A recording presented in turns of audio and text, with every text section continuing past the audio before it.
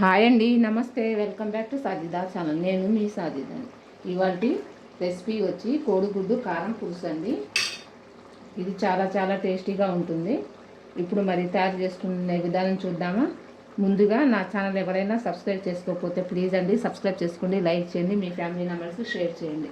కొత్త కొత్త రెసిపీస్తో మేము ముందుకు వస్తాను. ఇప్పుడు ప్రిపరేషన్ ఏంటో చూద్దామా. కమాన్. ఇప్పుడు కోడిగుడ్డు కారం పులుసుకి కావాల్సిన పదార్థాలను కోడిగుడ్లు చక్కగా ఉడకపెట్టి దాని మీద పెంకు తీసేసి పెట్టేశాను. ఇందులో ఆయిల్ పోసి చిటికెడు పసుపు, చిటికెడు కారం, ఒక పావు టేబుల్ స్పూన్ సాల్ట్ వేసి చక్కగా వేడి చేసి కోడిగుడ్లు అందులో వేసాను. ఇవి చక్కగా మనకి ఫ్రై అవ్వాలండి.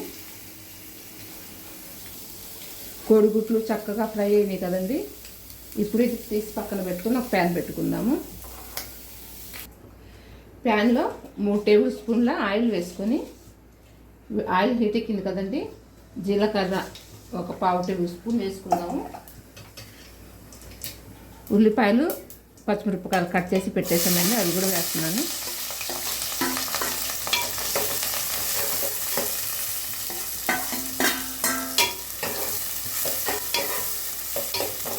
ఇవి చక్కగా గోల్డెన్ కలర్ వచ్చేసరికి మనం ఫ్రై చేసుకుందాం. మీడియం మంట మీద ఫ్రై చేసుకుందాము.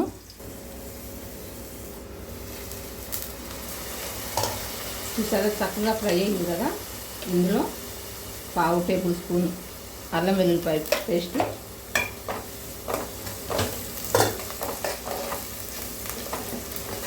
ఇది కొంచెం ఫ్రై అయ్యే వరకు మనం పెట్టుకుందాము. ఇందులోనే 2 రెబ్బలు కరివేపాకు, ఇందాక మనం ఒక టమాటా కట్ చేసుకున్నాం కదా, అది కూడా వేసుకుంటున్నాము.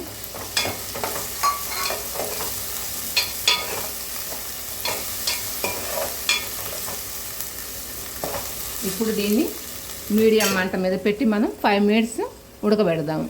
టమాటాలు జ్యూసీగా మెత్తగా ఉడకాలి కదండి మనకి. ఇప్పుడు అది అందుకు కొంచెం మీడియం మంట మీద పెట్టి ఉడికిద్దాం.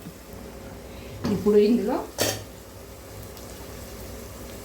పావు టేబుల్ స్పూన్ సాల్ట్,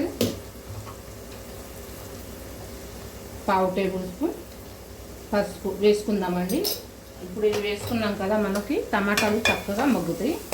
టమాటాలైనా ఉల్లిపాయలైనా చక్కగా ఉడుకుతాయి.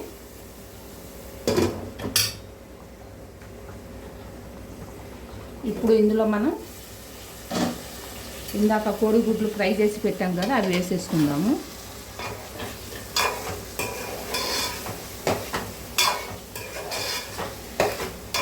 వేసుకున్నాం కదా.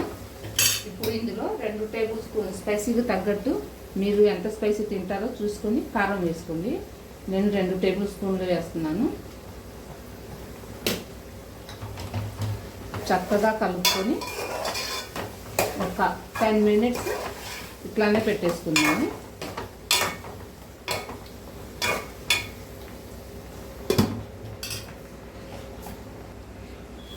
చూడండి చక్కగా ఉడికింది కదా. ఇందులో కొంచెం ఉసిరికాయ అంత చింతపండు నానబెట్టేసుకుని పులుసు పిండుకుందాము. మన గ్రేవీ కావాలనుకున్నంత కొంచెం చాలండి, ఎక్కువ వద్దు. పిండుకొని పెట్టుకుందాము. చూడండి ఈ విధంగా మనకి ఆ గ్రేవీ ఎంత కావాలో అంత చూసుకొని వేసుకోవచ్చు. ఇంకొంచెం ఒక 10 నిమిషాలు గిన్నె చక్కగా ఉడికిందనుకోండి, చిక్కబడుతుంది. అంతేనండి. మన గ్రేవీకి ఎంత కావాలనుకుని అంత చేసుకొని పెట్టుకోవచ్చు. తర్వాత ఒక 5 మినిట్స్ తర్వాత చిక్కగా వచ్చింది కదా, అప్పుడు మనం కొత్తిమీర వేసుకొని దించుకుందాము. చూసారా కోడిగుడ్డు కారం పులుసు చక్కగా గ్రేవీగా ఉంది కదా. ఇప్పుడు కొంచెం కొత్తిమీర వేసుకుంటే అదరహో అన్నట్టు చాలా చాలా టేస్టీగా ఉంటుంది.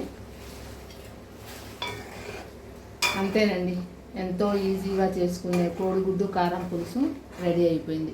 వేడి అన్నంలోకి వేసుకుని తిన్నామనుకుంటే చాలా బాగుంటుంది.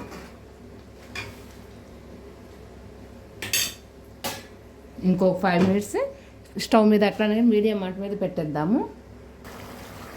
అంతేనండి, అయిపోయింది కోడిగుడ్డు కారం పులుసు రెసిపీ. ఇంకొక కొత్త రెసిపీతో మేము ముందుకు వస్తాను. థ్యాంక్ యూ ఫర్ వాచింగ్ అండి. Bye friends.